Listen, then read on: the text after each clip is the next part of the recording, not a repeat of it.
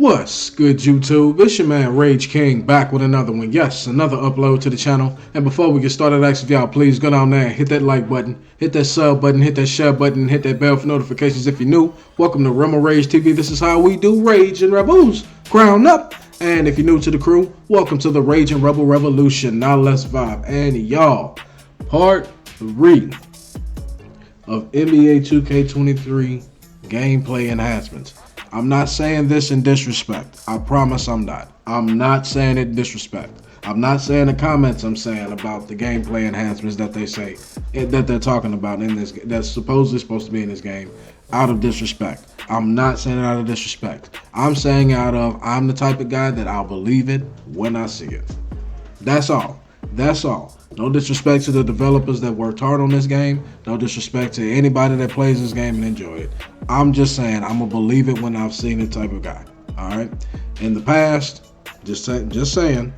In the past, not trying to bring up the past, but here recently, I should say, not even truly the past, but here recently, I should say, there's been a lot of this is going on over here. You buy the game and it's just like, well, not really. And then this is going on over here, right here. All this is going on over here, right here. And it just simply didn't make sense, all right? You ain't got a lot to kick it, Craig. That's just my opinion on it. Argue with it about it. Argue with someone else about it later, all right? But without further ado, let's get this part 3 going and finish it off strong, all right? Let's get it. Defensive gameplay. As always, defense remains a huge priority for the gameplay team. We all know the offensive upgrades in the world don't make for a fun game if there are no counters to stop them. Thank you, finally, someone finally said it. So let's talk about some of the great enhancements on the other end of the floor. Shot defense received a nice overhaul for NBA 2K23. They love throwing that O word around, an overhaul and started from the ground up and rebuild and remade from.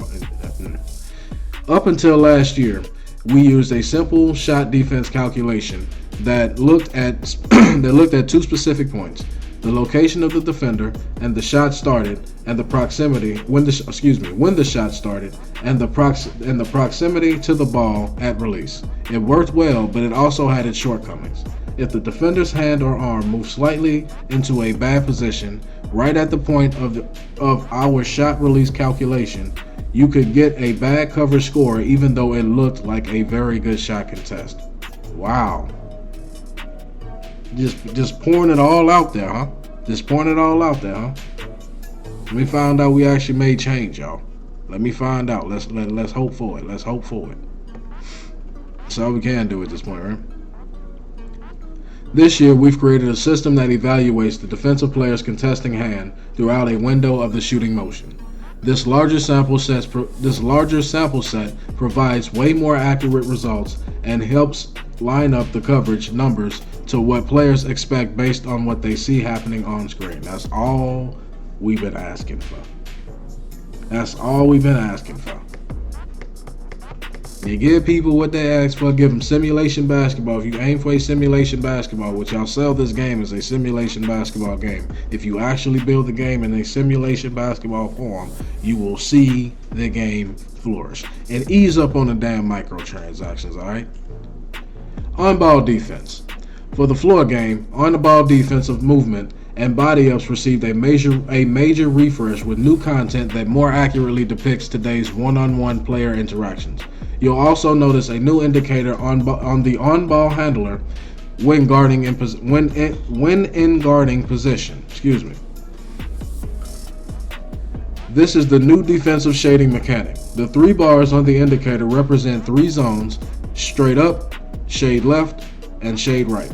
The zone in the zone the defender is shown in red. Wow, say that 5 times fast.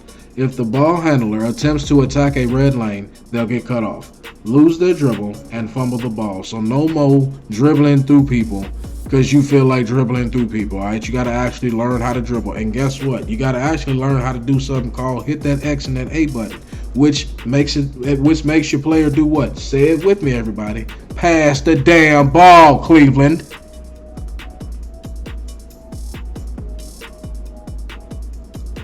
Great defenders can anticipate what the ball handler is attacking and will now be more clearly rewarded for it. By damn time.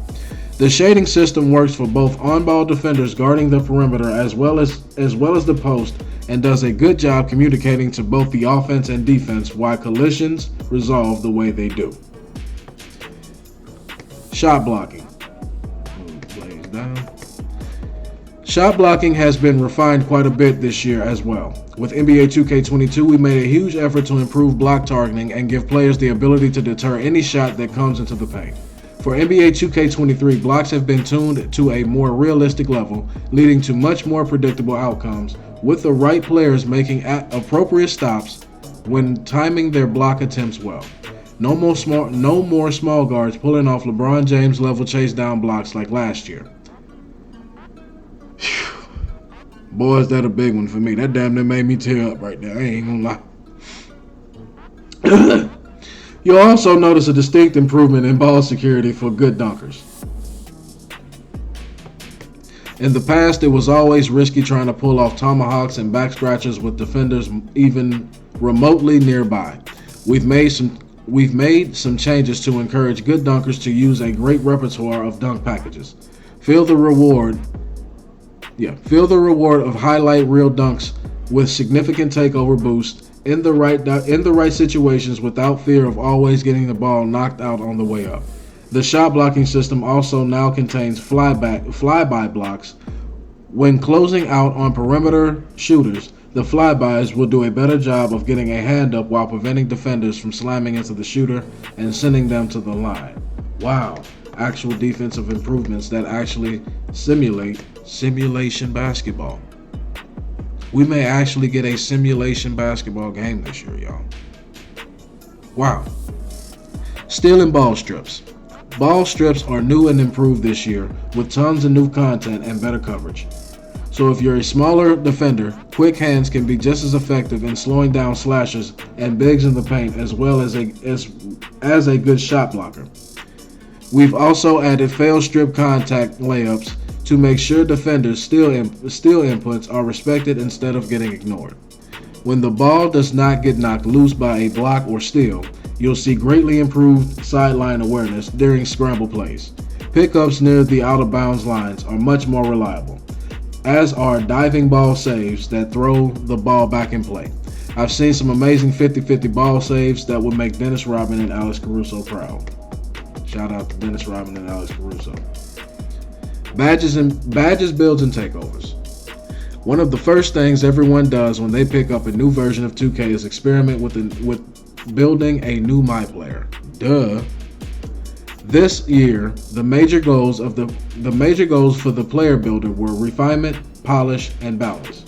You still have complete control to build over any type of player you want, but the new builder ensures that all builds, regardless of size or specialty, are fun and balanced.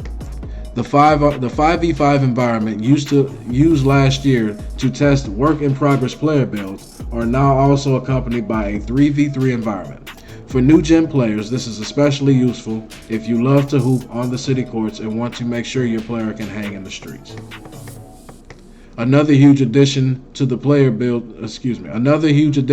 build system is that animation purchases will now be account bound rather than specific to one save file. Damn. Did y'all actually just find a way to take a microtransaction out of the game this year? I know it ain't too many of them. We probably gonna pay for it another way, but did y'all take a microtransaction out of a game? You got my attention, bro.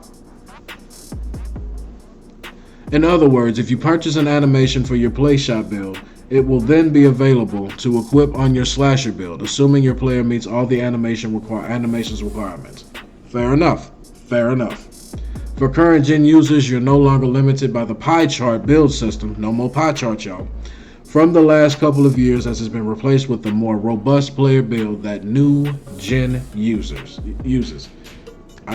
Just a question.